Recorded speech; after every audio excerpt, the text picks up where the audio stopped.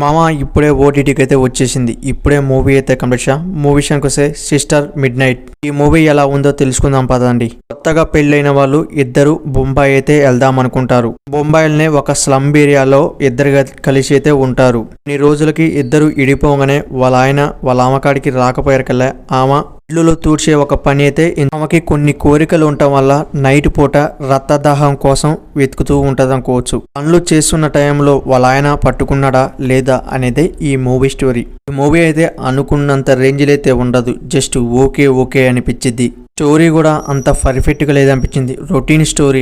మూవీని ఫ్యామిలీతో చూడొచ్చు అంటే 100% వాచింగ్ అయితే చేయొచ్చు. బ్యాడ్ లాంగ్వేజ్ అయితే ఎక్కడ కూడా లేదు.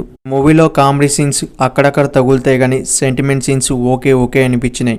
మూవీ తమిళ్లో విడుదలై అట్రాప్లాప్గా నిలిచింది. ఇప్పుడు మన తెలుగులోకి ఓటీటీలోకి వచ్చేసింది అనుకోవచ్చు.